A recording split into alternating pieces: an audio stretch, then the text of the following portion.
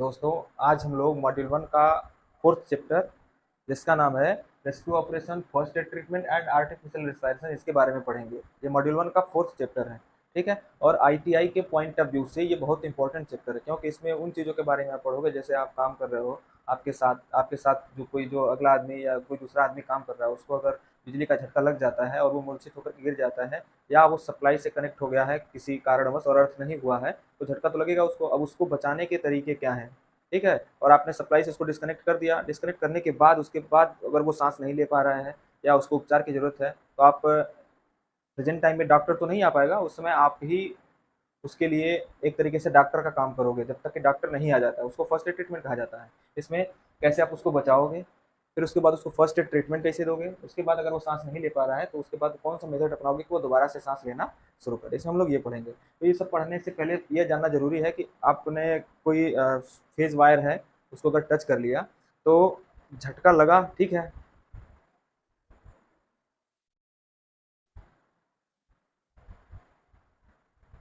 आपने phase wire को touch कर लिया तो झटका लगा, लेकिन वो जैसे झटका लगने के बाद हमको कितना नुकसान होगा ये किस पे डिपेंड करता है, ठीक है। तो ये ध्यान रखिएगा, वैद्युत आघात जो होता है, वैद्युत आघात, वैद्युत आघात, धारा का स्तर मतलब करंट का लेवल तथा संपर्क समय संपर्क समय की अवधि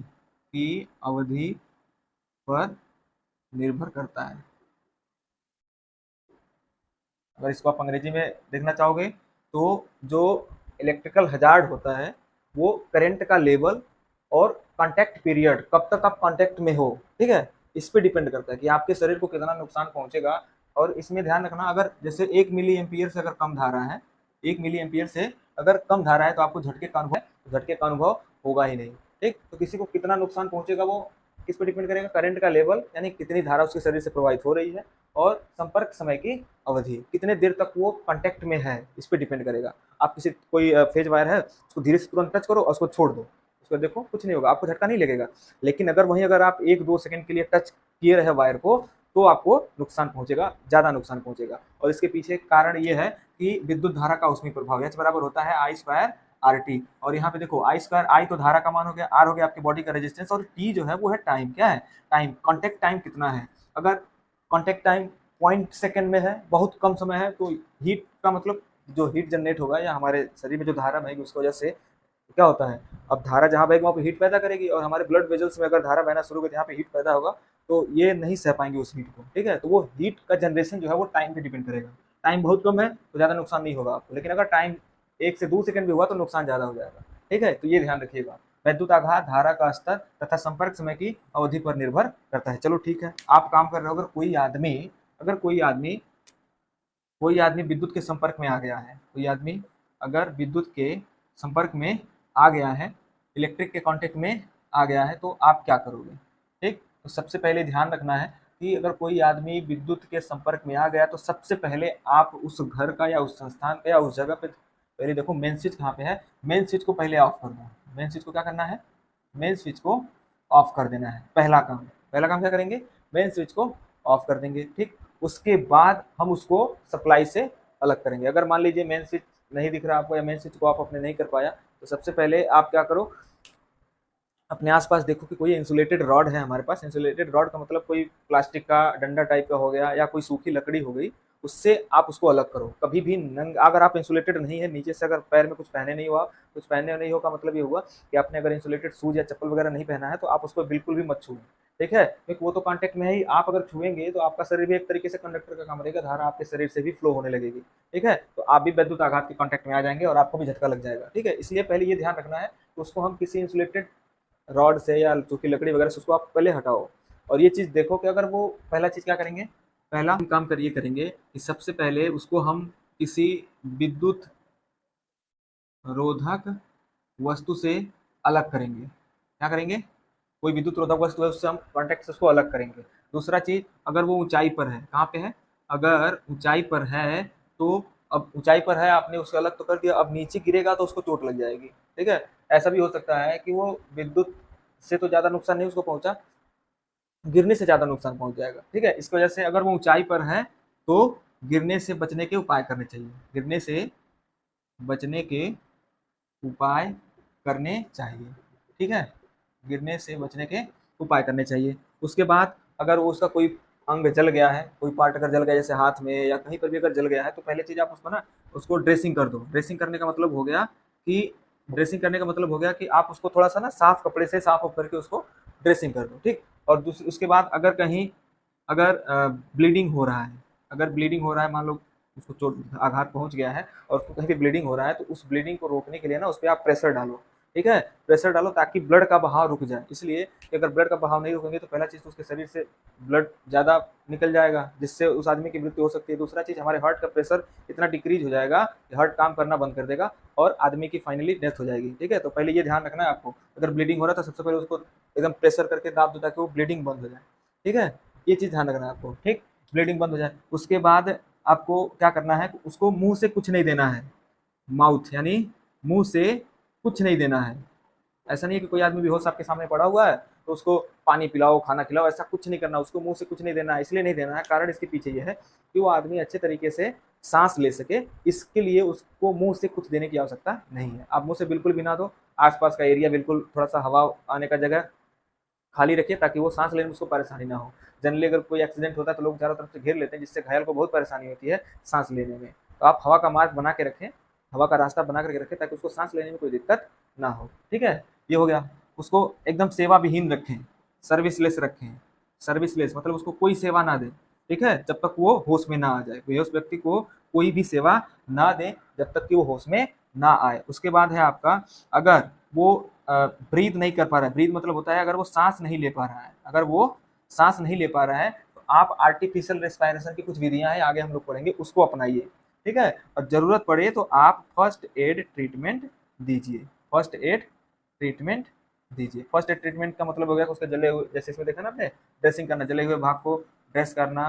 ठीक है, और या कहीं कटा उटा है तो उसको साफ करके पट्टी करना, मतलब बैंडेज लगाना वगैरह जो भी है, फर्स्ट एड ट्रीटमेंट जो भी आगे पढ़ेंगे हम लोग, वो आप दीजिए। ठीक है, इतना चीजें ध्यान रखना कि सबसे पहले क्या है कि विद्युत रोधक वस्तु से अलग करें। विद्युत रोधक वस्तु से अलग करें, कहाँ से उसको अलग करना है, सप्लाई से। किससे अलग करना है, सप्लाई से, जिससे वो कांटेक्ट में आ गया है। ऊंचाई पर है तो गिरने से बचने के उपाय करने चाहिए। आप नीचे कुछ ऐसा चीज रखो ताकि गिरे तो वो चोट ना लगे। जैसे ऊंचाई पे है, कोई आपके पास गद्दा टाइप का है या रजाई टाइप का, उसको नीचे रखो ताकि ऊपर से गिरे तो उसको चोट ना लगे। ठीक है, उसके बाद अगर कोई अंग जल गया है उसका, भाग कोई जैसे हाथ वगैरह जल गया है तो उसको आप ड्रेसिंग करो।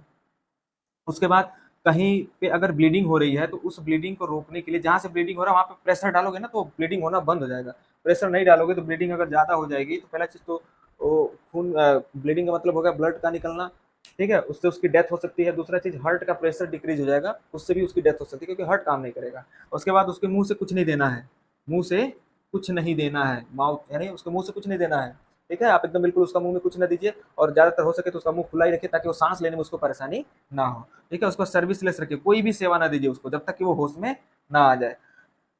उसके बाद अगर वो सांस नहीं ले पा रहा है तो आप आर्टिफिशियल रेस्पिरेशन के मेथड को अपनाइए और उसके बाद फर्स्ट एड ट्रीटमेंट दीजिए अगर आवश्यकता है तो। ठीक है, और इतना सारा कुछ करने के बाद आपको ये भी ध्यान रखना है कि आपको तुरंत डॉक्टर को कॉल करना है। ठीक है, जो भी इमरजेंसी है वहाँ की, उसको तुरंत बुलाना है, यहाँ पे एक्सीडेंट हो गया है। ठीक है, और यहाँ पे कोई आदमी है जो इलेक्ट्रिसिटी के कॉन्टेक्ट में आ गया है और बेहोश है, सांस नहीं ले पा रहा है। ठीक है, तो आप इसमें डॉक्टर को जरूर बुलाएंगे। बाकी जो भी काम करना है वहाँ पे तो हम करेंगे ही, लेकिन ये भी ध्यान रखना है कि डॉक्टर को बुलाना है। ठीक है, अपने आप पे डिपेंड नहीं रहना कि नहीं हम ही इसको सही करेंगे। आप नहीं कर सकते क्योंकि ये हमारा काम है उसको किसी तरीके से तब तक बचा करके रखना जब तक डॉक्टर आ नहीं जाता है। ठीक है, तो आई होप यहाँ तक आपको समझ में आ गया होगा। इसके आगे चलते हैं। ठीक है,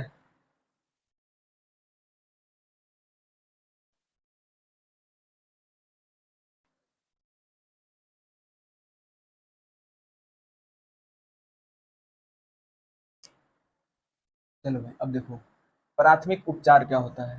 प्राथमिक उपचार जिसको बोलते हैं first aid treatment. First aid treatment. और आप नोट का टेंशन ना लेना कि हम इसको नोट कैसे करें।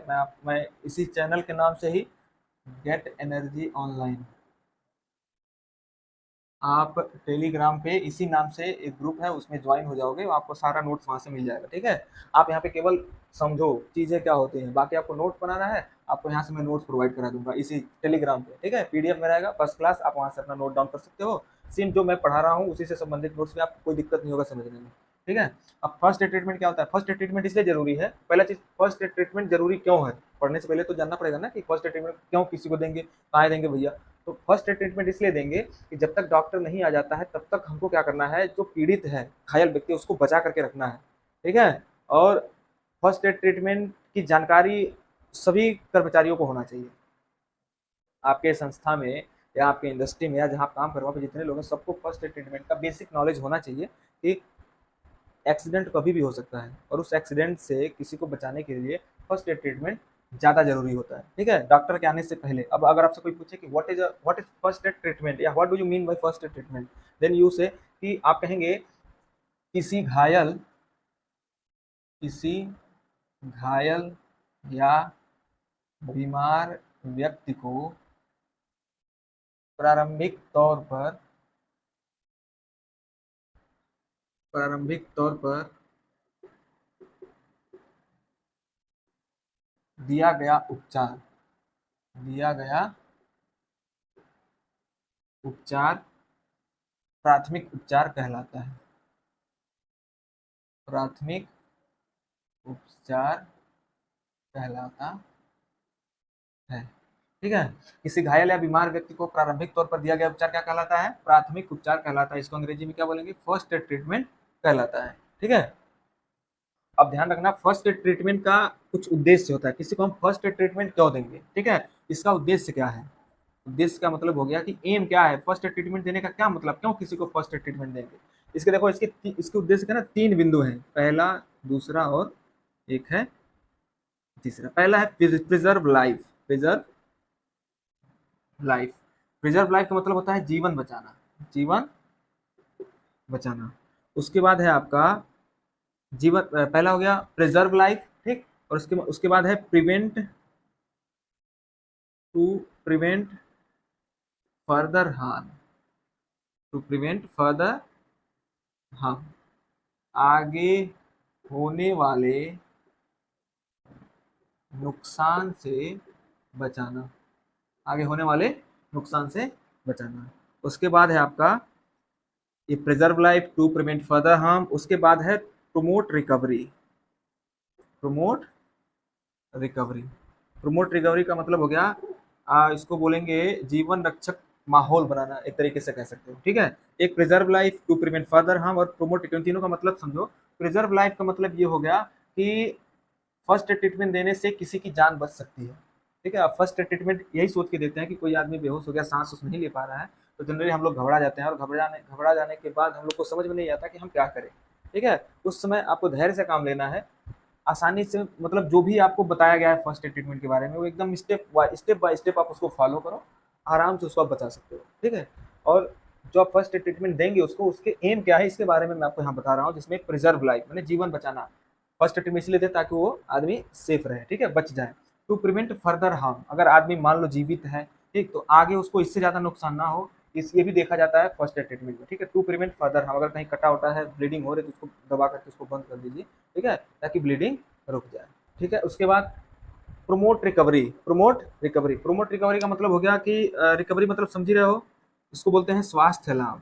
स्वास्थ्य लाभ, इसका मतलब ये हो गया कि आदमी जल्दी से रिकवर हो जाए, इसलिए भी हम फर्स्ट एड ट्रीटमेंट देते हैं, ताकि वो जल्दी से रिकवर हो जाए। रिकवर होने का मतलब हो गया उसको चोट लगा हुआ है तो फिर से वो सही हो जाए। ठीक है, हम तो यही चाहते हैं, और हमारा फर्स्ट एड ट्रीटमेंट देने का यही मकसद भी होता है। ठीक है, कभी कभी तो मान लो छोटे मोटे अगर एक्सीडेंट हुए हैं, अगर छोटा घाव है, तो उसको फर्स्ट एड ट्रीटमेंट से ही ठीक किया जा सकता है, डॉक्टर की आवश्यकता नहीं पड़ती है। लेकिन कुछ ऐसे केसेस होते हैं जिनमें हम कुछ नहीं कर पाते बिना डॉक्टर के। ठीक है, और फर्स्ट एड ट्रीटमेंट देते समय हमको इसका ABC याद रखना चाहिए, इसका ABC याद रखना चाहिए, ये बहुत इंपॉर्टेंट है। ठीक है, आगे बढ़ते हैं, इसको मिटाते हैं, उसके बाद देखते हैं ABC क्या होता है। देखो, ABC ABC of first aid treatment. First aid treatment का ABC आपको याद रखना। अभी तक तो ABCD खाली पढ़े हो ना, यहाँ पे आपको ए बी सी का कुछ और ही मतलब है, ए फॉर एप्पल और बी फॉर बॉल नहीं, यहाँ पे कुछ अलग चीज है। ठीक है, ए का मतलब होता है एयरवे, ए का मतलब एयरवे। और एग्जाम के पॉइंट ऑफ व्यू से तो ये बहुत इंपॉर्टेंट है, यूपीपीसीएल टीजी 2021 के पेपर में भी ये सवाल इससे पूछे गए हैं, एबीसी में बी का क्या मतलब है बताओ, या ए का क्या मतलब है ये पूछ सकता है आपको, बताओ सी का क्या मतलब है पूछ सकता है, कुछ ही पूछ सकता है। B stands for breathing and C stands for circulation. ठीक है, एयरवे, ब्रीदिंग और सर्कुलेशन। अब इन सबका मतलब क्या है, देखो ए बी सी में एयरवे, ए का मतलब एयरवे, एयरवे का मतलब होता है वायुमार्ग, इसको बोलते हैं हिंदी में वायुमार्ग। और इससे समझो कि पीड़ित के आसपास का जगह आप बिल्कुल खाली रखो ताकि हवा के जाने का रास्ता प्रॉपर बना रहे, ठीक ना, ताकि वो सांस ले पाए। नहीं तो फिर वो उसका डेथ अगर नहीं होना रहेगा तब भी वो घबरा के मर जाएगा, वो सांस नहीं ले पाएगा। तो इसलिए आप आसपास के लोगों को हटा दो ताकि प्रॉपर एयर आए बगल से और वो आसानी से सांस ले सके। ठीक है, ये हो गया एयरवे।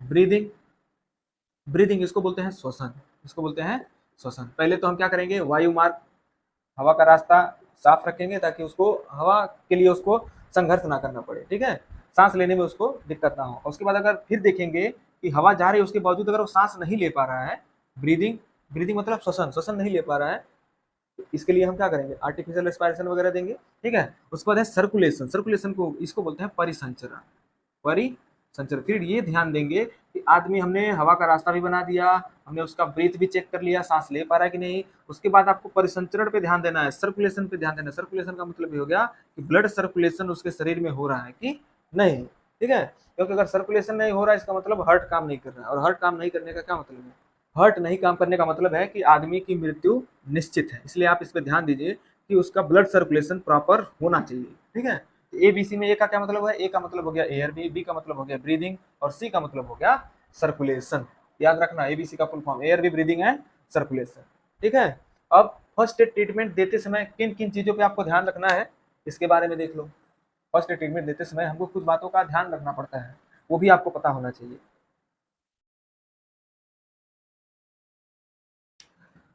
सबसे पहले चीज तो हमको घबराना नहीं है, घबराना नहीं है। ठीक है, घबराना नहीं है, पैनिक नहीं लेना है कि अब क्या होगा क्या नहीं होगा कौन जाने, कुछ नहीं, आराम से आप काम करो, एकदम step to step by step follow करो जो भी फर्स्ट ट्रीटमेंट का प्रोसीजर है। आपको घबराने की जरूरत नहीं है। ठीक है, क्योंकि देखो अगर मान लो अगर पीड़ित होश में है, अगर आप घबरा जाओगे तो पीड़ित सोचेगा कि लग रहा है मुझे ज्यादा चोट लग गया है। ठीक है, तो उसका मानसिक जो एक तरीके होता है ना कि उसके दिमाग में ये चलेगा कि मुझे ज्यादा चोट लग गया, मैं बचने वाला नहीं हूँ, इससे वो रिकवर नहीं होगा और ज्यादा गंभीर हो जाएगा। ठीक है, इसलिए आपको घबराने की जरूरत नहीं है। ठीक है, घबराना नहीं है। और चिकित्सक को बुलाना, चिकित्सक को बुलाना, चिकित्सक को बुलाना मतलब डॉक्टर, आप तुरंत डॉक्टर को कॉल करिए। ठीक है, डॉक्टर को बुलाइए, और उसके बाद जीवन रक्षक माहौल बनाना, जीवन रक्षक माहौल, एक ऐसा माहौल बनाइए जिसमें उसको ये लगे कि हाँ मैं सेफ हूँ। ठीक है, और एकदम जैसे कोई आदमी बिजली के झटका, किसी आदमी को बिजली का झटका लगा हुआ, उसके आसपास बहुत सारे लोग इकट्ठा हैं और सब लोग जो है मतलब ऐसे उसको सहानुभूति दे रहे हैं कि अब क्या होगा ये वो दुनिया भर का, तो उसके वो घबरा जाएगा। तो ऐसा माहौल बनाओ कि उसको लगे कि हाँ मैं सेफ हूँ। ठीक ना, जीवन रक्षक माहौल बनाओ। उसके बाद जहाँ चोट लगा है उसके चोट पे क्या करना है, जहाँ से ब्लीडिंग वगैरह हो रहा है वहाँ पे दबाव डालिए। ठीक है, दबाव का मतलब हो गया प्रेशर, प्रेशर डालिए। ठीक है, ताकि ब्लीडिंग क्या हो जाए, बंद हो जाए। ठीक, उसके बाद ड्रेसिंग करना, ड्रेसिंग करने का मतलब हो गया कि कहीं चोट लगा, उसको जला हुआ है या कहीं कटा पिटा है तो उसको ड्रेसिंग कर दो आप। ठीक है, फर्स्ट ट्रीटमेंट में अब बैंडेज होता है ना उससे आप ड्रेसिंग कर दीजिए। और ड्रेसिंग करने से पहले घाव को साफ करना पड़ता है, क्योंकि आदमी जैसे मान लो अगर नीचे गिरा हुआ है तो धूल वगैरह घाव पे ना लगे, इसकी वजह से इन्फेक्शन बढ़ता है। तो उसको साफ करने के लिए आप साफ कपड़े का यूज करिए, गंदा कपड़ा नहीं, साफ कपड़े का प्रयोग करो ड्रेसिंग के लिए। ठीक है, मान लो करंट में या प्रेजेंट टाइम में अगर बैंडेज हमारे पास अवेलेबल नहीं है तो हम कोई भी साफ कपड़ा है उसका प्रयोग कर सकते हैं। ठीक है, इसके बाद हमको रीअश्योरेंस, रीअश्योरेंस का मतलब होता है कि पुनः आश्वासन देना, पुनः आश्वासन देना मतलब उस आप मरीज से ये बोलो कि ठीक है कोई दिक्कत नहीं, तुम ठीक हो जाओगे आराम से, टेंशन ना लो। ठीक है, इससे क्या होगा, इससे होगा कि भाई उसको लगेगा कि हाँ चलो मैं ठीक हूँ। नहीं तो अगर भैया तुम बचने वाले नहीं हो तो सोचेगा तो लग रहा है बहुत गड़बड़ है, ज़्यादा चोट लग गया, मैं बचने वाला नहीं हूँ। जब भाई जो आदमी देख रहा मुझे उसी को ना मेरा चोट दिखाई देगा, मैं तो उस हालत में हूँ नहीं। इसलिए आपका रोल बनता है कि आप उसको रीअश्योरेंस दीजिए, मतलब आश्वासन दीजिए कि भैया तुम ठीक हो, घबराने की जरूरत नहीं है, ठीक हो जाओगे। ठीक है, उसके बाद आप ध्यान रखना, maintain hygiene. Maintain hygiene, hygiene का मतलब होता है कि आप जो भी आप फर्स्ट एड ट्रीटमेंट दे रहे हो तो वहाँ पे स्वास्थ्य को ध्यान में रखते हुए दीजिए, मतलब हाइजीनिक उपचार करिए। हाइजीनिक का मतलब है कि जो भी आप चीज़ें यूज कर रहे हो ना वो सब साफ सुथरी हो, ठीक है, साफ सुथरी होनी चाहिए। क्या इसलिए मतलब यह है कि कोई कपड़ा जैसे आप बांधने का काम कर रहे हो, वो कपड़ा गंदा है तो इन्फेक्शन होगा, गंदे कपड़े से कोई चोट पे नहीं बांधना है, ठीक है। और खुले चोट जो होते हैं ना उन पे कोई दवा नहीं लगाना है आपको, ठीक है। आप केवल साफ करके रखो, डॉक्टर आएगा वो अपना समझेगा, आपको क्या करना है, घाव को साफ करके रखना है केवल, ठीक ना। लास्ट में अगर ब्लड सर्कुलेशन नहीं हो रहा है तो उसको आप सीपीआर कीजिए। क्या दीजिए, सीपीआर। ये बहुत इंपॉर्टेंट है, सबको नहीं आता है सीपीआर, ध्यान रखना। ये सीपीआर सबके बस की बात नहीं है, ये जो मेडिकल प्रोफेशनल होते हैं उनको अच्छी तरीके से आता है सीपीआर देना। और एक चीज और ध्यान रखना, अगर आपको सीपीआर नहीं आता है तो आपको मरीज को सीपीआर देने की जरूरत नहीं है, क्योंकि इससे स्थिति और भी ज्यादा बिगड़ सकती है। तो सीपीआर तभी दीजिए जब आपको पता हो, ठीक है।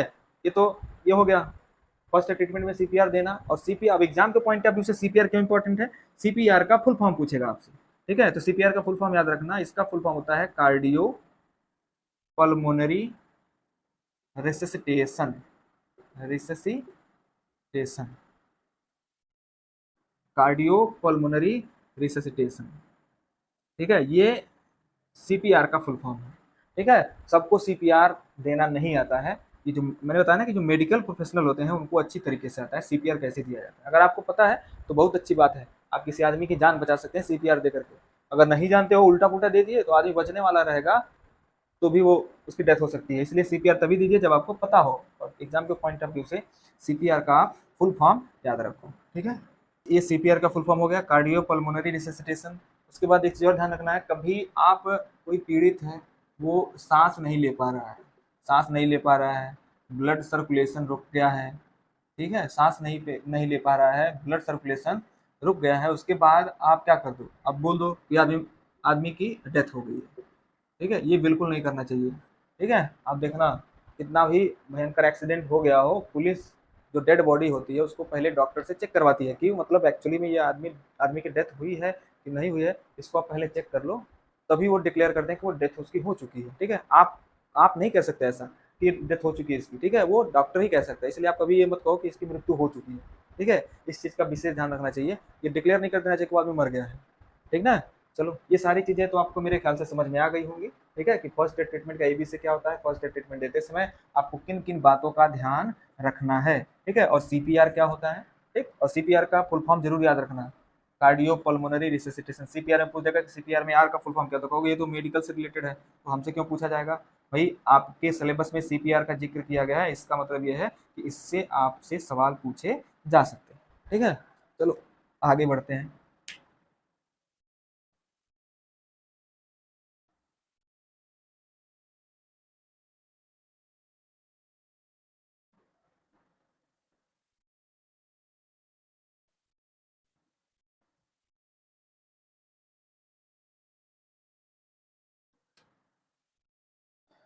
आर्टिफिशियल, अब पढ़ना है आर्टिफिशियल रेस्पिरेशन, इसको बोलते हैं कृत्रिम श्वास प्रक्रिया, ठीक है, कृत्रिम श्वास प्रक्रिया, आर्टिफिशियल रेस्पिरेशन। इसमें क्या करेंगे, अगर पीड़ित सांस नहीं ले पा रहा है, अगर जिसको वैद्युत आघात लगा हुआ है, जो जिसको ये कह सकते हैं कि जिसको झटका लगा हुआ है, एक वो सांस नहीं ले पा रहा है, इसमें किस किस विधियों से आप उसके सांस को दोबारा शुरू कर सकते हो, इसमें हम लोग ये पढ़ेंगे, ठीक है। ये उसी चैप्टर का ही, अलग नहीं है, ध्यान रखना, आर्टिफिशियल रेस्पिरेशन। इसमें सबसे पहला जो है वो है आपका सिल्वेस्टर मेथड, सिल्वेस्टर मेथड, ठीक है, सिल्वेस्टर मेथड, सिल्वेस्टर विधि। सिल्वेस्टर विधि का प्रयोग हम तब करते हैं, और ये सिल्वेस्टर विधि में क्या किया जाता है, ये आपके स्क्रीन पे एक फिगर देखिए, उस पर फोटो बिल्कुल बना हुआ है कि इसको कैसे करना है। यहाँ पे मैं समझाऊंगा तो उतने अच्छे तरीके से नहीं समझ में आएगा, क्योंकि फिगर नहीं बना सकते, मैं समझा सकता हूँ केवल। आपकी स्क्रीन पर देखिए फिगर बना हुआ है, ठीक है, सिल्वेस्टर मेथड में कैसे क्या करना है। सिल्वेस्टर मेथड का प्रयोग तब करते हैं जब किसी आदमी के सीने पे छाले पड़े हों, कहाँ पे, उसके सीने पे छाले पड़े हों। विद्युत का झटका लगता है तो छाले पड़ जाते हैं शरीर पे, अगर खतरनाक झटका लग जाए तो, ठीक है। अब सीने पे छाले पड़े हैं तो क्या करेंगे, उसको क्या करना है, उसको पीठ के बल लिटा देना है। क्या करना है, पीठ के बल लिटा देना है, और पीठ के बल लिटा देने के बाद उसके सिर के नीचे कोई ऐसा चीज रख दो, तकिया वगैरह अगर अवेलेबल है तो, नहीं तो कोई भी चीज जिससे सिर उसका थोड़ा सा ऊपर हो जाए ताकि उसको सांस लेने में ज्यादा दिक्कत ना हो। ठीक है, सिर हल्का सा ऊपर हो गया, ठीक, उसे उसको दोनों हाथों को आप इस पे ऐसे रखो और अपना घुटना उसके पैर के पास रख करके इसको प्रेस करना है 2 से 3 सेकेंड बाद, फिर इसको दबाव को बिल्कुल रिलीज कर देना है। ऐसा 10 से 12 बार करना है, या तब तक करिए जब तक कि उसका सांस लेना शुरू करना दे, दोबारा से वो सांस लेना शुरू करना दे, तब तक आप ये तरीका अपनाइए। क्या क्या करना है स्क्रीन पे फोटो में आप देख सकते हैं। ठीक है, ये सिल्वेस्टर मेथड है। इसके बाद दूसरा है सैफर मेथड। सैफर मेथड, सैफर विधि, सैफर विधि। ठीक है, अब सैफर विधि में क्या करेंगे, देखो सिल्वेस्टर मेथड का प्रयोग तब करते हैं जब कहाँ पे छाले पड़े हों, सीने पे। कहाँ पे छाले पड़े हों, सीने पर छाले पड़े हों, वहां पे हम सिल्वेस्टर मेथड का प्रयोग करेंगे। सैफर मेथड का प्रयोग तब करेंगे जब पीड़ित के पीठ पर छाले पड़े हों। कहाँ पे, पीठ पर छाले पड़े हों। भाई देखो, भगवान ना करे कि किसी के साथ ऐसा हो, लेकिन आपने अगर कभी देखा होगा किसी लाइनमैन को, जिसको पोल पर से नहीं गिर जाते हैं, कभी ऐसा झटका लग जाता है, वो लोग हार्नेस का यूज नहीं करते हैं, जो बेल्ट होता है वो नहीं लगाते हैं, सेफ्टी बेल्ट, वो गिर जाते हैं पोल पर से, झटका लगता है तो देखना उसके शरीर पर छाले पड़ जाते हैं। और किधर छाले पड़ते हैं ये कोई निश्चित नहीं है, वो कॉन्टेक्ट का किस तरीके से वो कॉन्टेक्ट में आया उस पर डिपेंड करता है। ठीक है, तो और चलो क्योंकि फिलहाल हम लोग इसी के बारे में पढ़ा, लाइनमैन का नाम आया है, तो अब आप कभी भी टीवी वगैरह देखते हो घर पे, या कोई चीज़ कोई प्रोग्राम है, लाइट चली जाती है तो हम लाइनमैन को गाली देना शुरू कर देते हैं, उसने लाइन काट दिया, ये कर दिया, वो कर दिया। ये बिल्कुल भी नहीं करना चाहिए। लाइनमैन जानबूझ के लाइन नहीं काटता है, बहुत सारे कारण होते हैं उसके। ठीक है, वो जानबूझ के क्यों लाइट काटेगा भाई। देखो इलेक्ट्रिसिटी डिपार्टमेंट ये नहीं चाहता कि आपके जीवन में अंधकार हो, वो चाहते हैं कि हमेशा प्रॉपर आपको लाइट मिले, लेकिन कुछ कारण ऐसे हो जाते हैं जब लोड बढ़ जाता है, डिमांड बढ़ जाती है, तो सप्लाई काटनी पड़ जाती है। बाकी वो जानबूझ के कोई लाइन नहीं काटता है। उन्हें गाली देने से पहले ये देख लो, किसी को झटका लगता है तो उसकी कितनी खतरनाक डेथ होती है। ठीक है, कोई आदमी अपना जीवन जो है रिस्क पे रख करके आपके लिए काम कर रहा है, ये भी तो आप सोचिए। ठीक है, चलो ये हो गया। सीने पर छाले पड़े हो तो सिल्वेस्टर मेथड। सैफर मेथड का प्रयोग तब करेंगे जब पीठ पर छाले पड़े हो। कहाँ पे, पीठ पे। इसके लिए क्या करना है, सैफर मेथड सबसे पहले आप उसको ना पेट के बल लिटा दो। पेट के बल क्या करना है, लिटा देना है। पेट के बल लिटा देने के बाद दोनों हाथ उसको आगे की तरफ कर देना है, और उसके सीने के नीचे, उसके सीने के नीचे कोई तकिया रख दी ताकि उसका सीना थोड़ा सा ऊपर हो जाए। ठीक है, और अपना दोनों घुटना उसके सिर के पास रख करके, ठीक है, सॉरी सिर के पास नहीं, अपना दोनों घुटना उसके घुटने के पास रख करके, यानी ऐसे लेटा हुआ है, पीछे से आप बैठ करके अपना दोनों घुटना उसके घुटने के पास होना चाहिए, और अपने हाथ को ऐसा रखो कि आपकी जो उंगलियां हैं ऐसे इस प्रकार से हो, 90 डिग्री का एंगल बने, ऐसे उस पर प्रेस करो 2 से 3 सेकंड तक, ऐसे प्रेस करके रखिए, उसको एकदम रिलीज कर दीजिए, फिर प्रेस करिए, फिर रिलीज करिए, 10 से 12 बार ऐसे करिए, और तब तक करिए जब तक कि उसको दोबारा सांस लेना शुरू न करें। ठीक है, ये सैफर मेथड है। कौन सा मेथड, सैफर मेथड। और सैफर मेथड में कैसे होता है, क्या करना है, ये आपकी स्क्रीन पे दिख रहा होगा। ठीक है, सैफर मेथड में क्या करना है, सैफर मेथड हो गया। इसके बाद एक होता है होल्गर एवं नेल्सन विधि। एक होता है Holger and Nelson method. Holger and Nelson method, Holger एवं नेल्सन विधि, इसको हिंदी में भी यही कहते हैं, होल्गर एवं नेल्सन विधि। ठीक है, होल्गर एवं नेल्सन विधि में ये भी देखोगे तो लगभग सैफर की तरह ही है। इसको भी पेट के बल लिटा देते हैं। कैसे, पेट के बल लिटा देते हैं। पेट के बल लिटाने के बाद इसके पीठ पे प्रेस करते हैं, दबाव डालते हैं। ठीक है, दबाव डालने के बाद ध्यान रखना उसका हाथ मुड़ा हुआ होता है, और पीठ पे दबाव डालते हैं। उसके बाद दबाव डाल दिए, उसके बाद उसको एकदम रिलीज, उसको दोनों हाथ को आगे तरफ खींचते हैं और उसका शरीर बिल्कुल एकदम फ्री कर देते हैं, एकदम प्रेशर रिलीज कर देते हैं। फिर दबाव डालेंगे, फिर प्रेशर को रिलीज करेंगे। ठीक है, और ये तब तक करेंगे जब तक वो दोबारा से सांस लेना शुरू ना कर दे। ठीक है, ये भी आपके स्क्रीन पे दिख रहा होगा, होल्गर एवं नेल्सन विधि में क्या करना है। ठीक है, होल्गर एंड नील्सन मेथड में। ठीक है, ये तो हो गया 3 विधियां, Sylvester, Schafer, Holger and Nelson method. उसके बाद चौथा नंबर है आपका माउथ टू माउथ रेस्पिरेशन। इसमें क्या करना है, माउथ टू माउथ का मतलब हो गया, ये बहुत आसान तरीका है। ठीक है, अपने मुंह से पीड़ित के मुंह में हवा भरना, इसका मतलब यही है, मुंह से मुंह में हवा भरना। इसको हिंदी में बोलेंगे मुंह से मुंह में हवा भरना। इसके लिए भी कुछ प्रोसीजर फॉलो करने पड़ेंगे आपको, जिससे जो पीड़ित है सबसे पहले उसका मुंह साफ कर दीजिए। जैसे अगर कुछ खाया हुआ है तो उसको साफ करके थोड़ा सा आप उसके मुंह को साफ कर दो। साफ करने के बाद उसके मुंह पे एक पतला रुमाल रखिए, कोई पतला कपड़ा साफ, कोई पतला रुमाल रखने के बाद अपने मुंह से उसके मुंह में सांस भरिए, ठीक है, और भरने के बाद अपना मुंह हटा लीजिए ताकि वो सांस मतलब बाहर हवा आ सके, ठीक है। उसका फिर करिए, ठीक, और फिर अपना मुंह हटा लीजिए, इसलिए ताकि वो सांस ले सके। ऐसा करिए तब तक जब तक वो सांस लेना शुरू ना कर दे, ठीक है। ये माउथ टू माउथ रेस्पिरेशन सबसे आसान विधि है। आप जनरली मूवी वगैरह में देखे होंगे डॉक्टर को कोई सांस नहीं ले पाता है तो वो मुंह से ही सांस लेना शुरू कर देता है, ठीक है। इसको बोलते हैं माउथ टू माउथ रेस्पिरेशन। क्या बोलेंगे इसको? माउथ टू माउथ रेस्पिरेशन, ठीक है। उसके बाद 5वां नंबर, लास्ट नंबर है आपका artificial artificial breathing instrument. Artificial breathing instrument, इसको बोलते हैं कृत्रिम श्वास यंत्र द्वारा, यहाँ पे आप बाई लगा लीजिए, by artificial breathing instrument.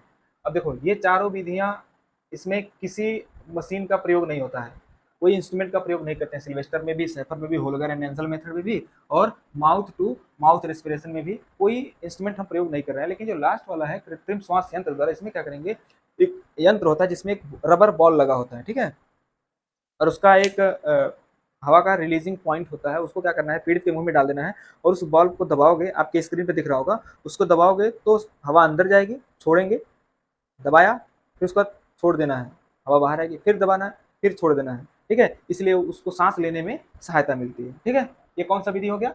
By artificial breathing instrument. ये स्क्रीन पे दिख रहा होगा, स्क्रीन पे देखो ना, उससे ज्यादा समझ में आएगा, तो दिखेगा आपको उसमें क्या क्या लगा, देखते ही समझ जाओगे उसमें करना क्या है आपको, ठीक है। ये 5 विधियां हैं हमारे पास, Sylvester method, Schafer method, Holger and, थोड़ा सा डिले हो गया, लाइट चली गई थी इस वजह से कैमरा बंद हो गया था, ठीक है। चलिए फिर अपने 5 मेथड पढ़ लिया। पहला सिल्वेस्टर मेथड, दूसरा सेफर मेथड, तीसरा होलगर एवं नील्सन मेथड, और चौथा माउथ टू माउथ रेस्पिरेशन, और 5वां था आपका बाई आर्टिफिशियल ब्रीदिंग इंस्ट्रूमेंट, ठीक है। आर्टिफिशियल ब्रीदिंग इंस्ट्रूमेंट के द्वारा किसी के सांस को दोबारा कैसे शुरू कर सकते हैं, ये 5 विधियां मैंने पढ़ाया था। वैसे तो चैप्टर यहीं पे खत्म हो जाता है, ठीक है। ये चैप्टर नंबर 4 जो है आपका खत्म हो चुका है, लेकिन इसमें एक छोटा सा पॉइंट जरूर याद रखना जिसमें से सवाल पूछे जाते हैं कि आपके शरीर में जो करंट फ्लो हो रही है, current flow in the body, ये आप कैसे निकालोगे, ठीक है। तो इसके लिए आपको क्या करना है, लिखना है voltage across the body, voltage across the body, ठीक, voltage across the body, resistance of the body, resistance of the body, ठीक है। Current flow in the body मतलब आपके शरीर के क्रॉस कितना वोल्टेज लग रहा है और आपके शरीर का कितना रेजिस्टेंस है, उस पर डिपेंड करेगा कि आपके शरीर के अंदर कितनी धारा बहेगी। ये simple Ohm's law, I is equal to V by R, आप पढ़े होंगे हाई स्कूल में, नहीं पढ़े हैं तो यहाँ पे आपको पढ़ाएंगे बेसिक में ओम्स लॉ के बारे में अच्छे तरीके से। I बराबर वी बाई आर होता है, वी मतलब वोल्टेज, आर मतलब रेजिस्टेंस। वैसे हमारे शरीर के क्रॉस जितना वोल्टेज लगेगा और शरीर का जितना रेजिस्टेंस होगा, उन दोनों पे डिपेंड करेगा शरीर में बहने वाली धारा का मान, ठीक है। और फिर दूसरी चीज याद रखना कि अगर धारा का मान 1 मिली एम्पियर से कम है, 1 मिली एम्पियर से अगर कम है तो आपको झटके का अनुभव नहीं होगा, झटके का अनुभव नहीं होगा, ठीक है। और अगर यहीं पे धारा का मान अगर 100 मिली एम्पियर से ज़्यादा है तो मृत्यु निश्चित है, मृत्यु निश्चित है, मतलब आदमी की फाइनली डेथ हो जाती है, ठीक है। अगर 50 मिली एम्पियर धारा है तो धड़कन बंद हो जाता है, यानी हार्ट जो है वो काम करना बंद कर देता है, ठीक है। 50 मिली एम्पियर पे, 100 मिली एम्पियर पे फिक्स है, एक आदमी मर जाएगा। और 1 मिली एम्पियर से अगर कम है तो झटके का अनुभव होगा ही नहीं आपको, ठीक है। ये ध्यान रखना, करंट का लेवल है। और उसके बाद रेजिस्टेंस की अगर बात करें तो हमारे शरीर का रेजिस्टेंस कितना होता है, अगर आपका शरीर गीला है, अगर गीला शरीर है तो गीला मतलब वेट बॉडी, अगर आपकी बॉडी वेट है तो आपके शरीर का रेजिस्टेंस जो है वो होता है 1 किलो ओम, मतलब 1000 ओम के अप्रॉक्स, ठीक है। अगर पूर्ण शुष्क शरीर है, शुष्क मतलब हो गया कि आप भीगे नहीं है, आपका शरीर पूरी तरीके से सूखा हुआ है, तो उस समय जो बॉडी का रेजिस्टेंस होता है वो होता है 70 से लेकर के 100 किलो ओम के बीच में, मतलब 1 लाख ओम, कितना, 1 लाख ओम के आसपास। एक ऑप्शन में अगर दिया 70 से 100 किलो ओम, 70 किलो ओम दिया है तो भी आप उसको टिक कर सकते हो, और 100 किलो ओम दिया हो, ज़्यादातर 100 किलो ओम ही दिया रहता है कि पूर्ण शुष्क शरीर का जो प्रतिरोध होता है वो कितना होता है, 100 किलो, कितना होता है, 100 किलो ओम। और गीला अगर शरीर है तो कितना, 1 किलो ओम। 50 मिली एम्पियर से ज़्यादा होगा तो धड़कन बंद हो जाएगी, 100 मिली एम्पियर से ज़्यादा होगा तो आदमी की मृत्यु निश्चित है, 1 मिली एम्पियर से अगर कम धारा है तो झटके का अनुभव होगा ही नहीं, ठीक है। ये सारी चीज़ें आप ध्यान रखना। बाकी ये आपका चैप्टर नंबर 4 था मॉड्यूल 1 का, ठीक, ये चैप्टर ओवर हो चुका है। बाकी आपको अगर समझ में आ गया है तो अच्छी बात है, फिर मिलते हैं नेक्स्ट वीडियो में।